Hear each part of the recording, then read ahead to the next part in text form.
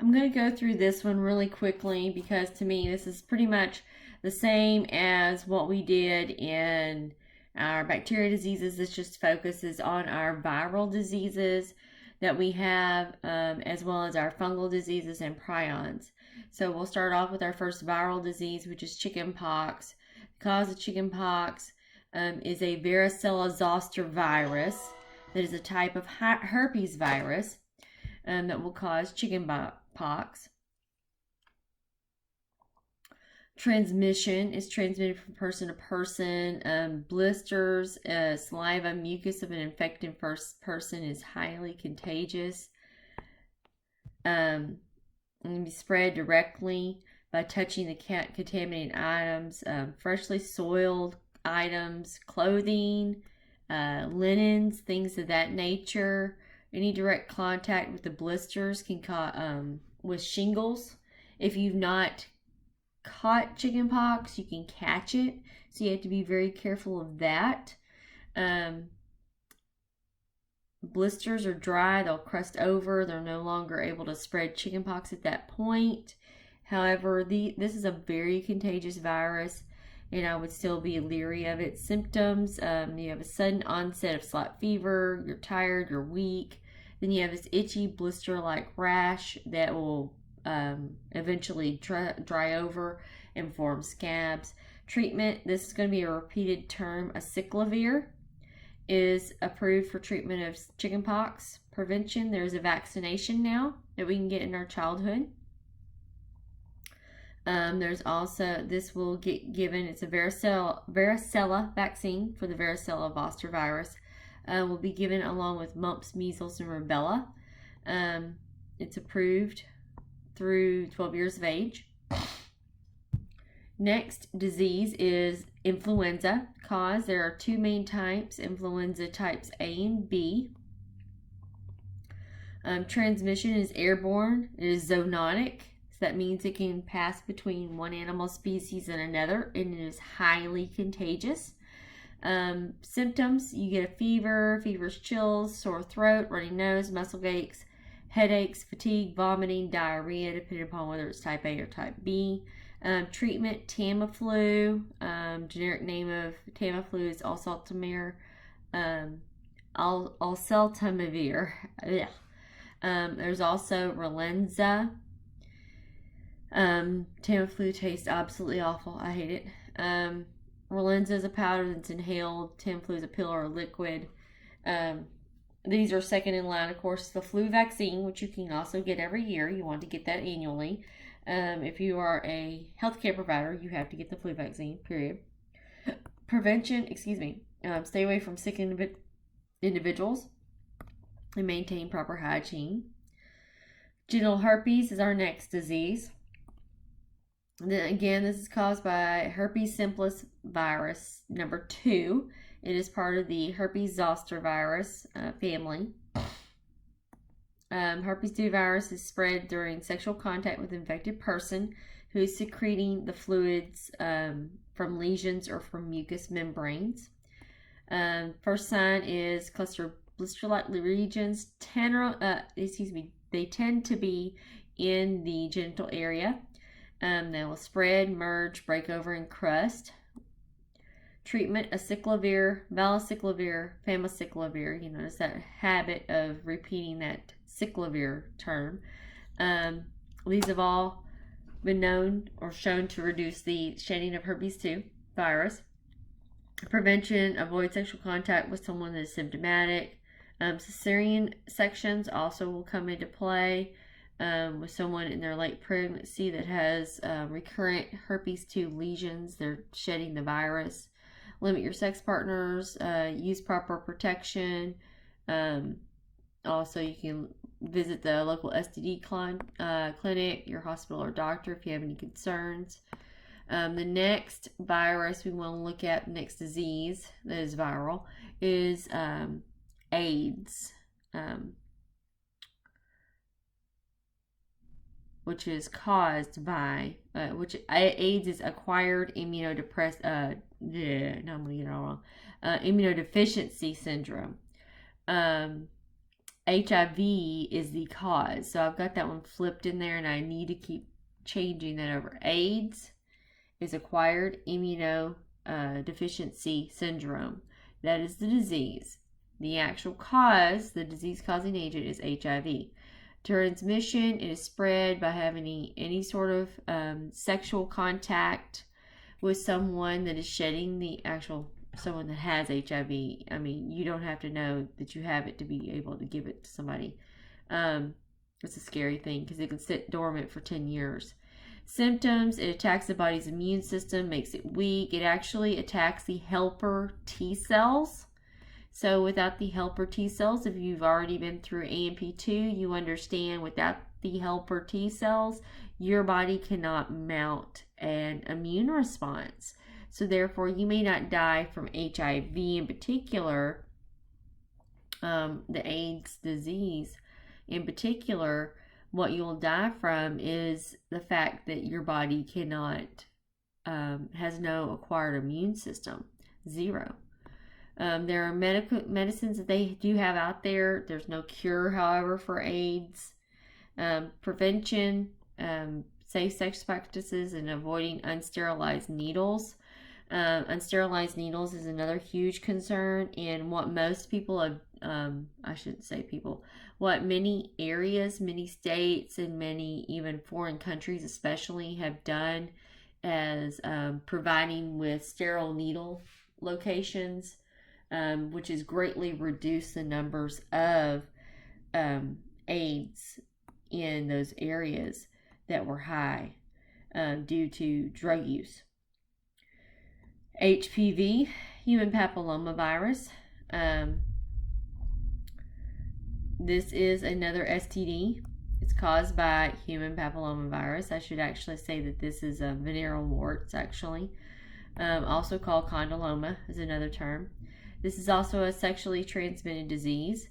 They're spread through direct skin-to-skin contact with someone that's infected. It can also be spread from mother to child. It'll be found in the child's throat or their mouth during birth.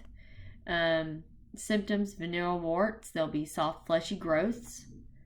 Can be raised, pointed, or flat, generally painless. There's a number of ways that they treat them. They have a chemical that you can burn, chemical that will remove it, surgical removal, freezing it off, things of that nature. There's a number of different things that you can do. Prevention, of course, safe sex practices, notify your local clinic or doctor to get further information, things of that nature. Next disease is infectious mononucleosis. This is caused by the Epstein-Barr virus. It is spread, this is very contagious, spread by person-to-person contact, saliva. It has been transmitted by blood transfusions, however, not very commonly. This is known as the kissing disease. You can get it easily by toys being passed around children, water fountains, things of that nature, because it's just so easy to catch. You get fever, sore throat, swollen glands, you're exhausted. It can affect the liver and spleen quite heavily. It may last for weeks. The disease is rarely fatal. However, your doctor's going to say that you have to sit and rest. No treatment other than rest in the vast majority of these cases. Avoid activities involving transfer of bodily fluids with someone who's recently infected with the disease. No vaccine is available at this point in time for it. Next disease is mumps, caused by the rubella virus. This one is very, very infectious. There's a number of symptoms. I'm not going to keep going through all of these. Mumps, measles, rubella, some of them are fairly close. There's some distinctive differences between them. Do make sure that you pay attention to those little differences so that you can be able to distinguish between them. Treatment, there's no specific treatment. However, we do have a vaccine for this. Measles is caused by the morbillivirus. It's highly contagious, as we learned about in our video. It could set in infected areas for hours. I'm going to go through here. Coplic spots is very distinctive about them and their stages. Go through and look at the second stage. That's where you have the rash that's distinctive of measles. No specific treatment. There is a vaccine for it that we give. Rubella caused by rubivirus. Again, transmission is very, very contagious by nasal or throat secretions. Symptoms, this one's a little milder than the other two. No specific treatment. Again, prevention is the MMR vaccine. Shingles. Shingles is caused by varicella zoster virus, the same virus that causes chicken pox. In order to get shingles, you have to have had chicken pox first. The virus remains inactive, and then when it reenacts or reemerges, it causes shingles. So that is one of the things. You have to have had chicken pox. Person that would develop chicken pox, not shingles, and it's if you get exposed to it first. If you get exposed, let me back up. If you get exposed to shingles and you've never had chicken pox, you're going to get chicken pox. A person with shingles can spread the disease when the rash is in a blister-like phase. It is really nasty. It'll usually start as a rash. It makes you feel like you're just, the nerves are on fire. It hurts. Usually older people will get shingles to be a reenactment. Reemerging, excuse me, I'm sorry. Reemerging of the chicken pox that they've previously had. There are various different treatments: acyclovir, valacyclovir, famiciclovir. Try to treat it as soon as possible. Steroid shots, things of that nature. You have to prevent chicken pox in order to prevent shingles. There is a vaccine for chicken pox now. Next disease, our last viral disease, is viral meningitis. Approximately half the cases in the United States are common enteroviruses. However, there's not a pinpoint virus that causes viral meningitis. So it's very broad, not very specific. We can't define the specific virus. Transmission, of course, being that there's a number of different ones causing it, the manner in which it's transmitted is different. Symptoms: fever, headache, stiff neck and fatigue, rash, sore throat. Intestinal symptoms may also occur depending upon how it was transmitted. Disease treatment: there's no specific treatment for it at this time. I will stop here and we'll go through, we'll go ahead and mention the prions and then we'll do the viruses.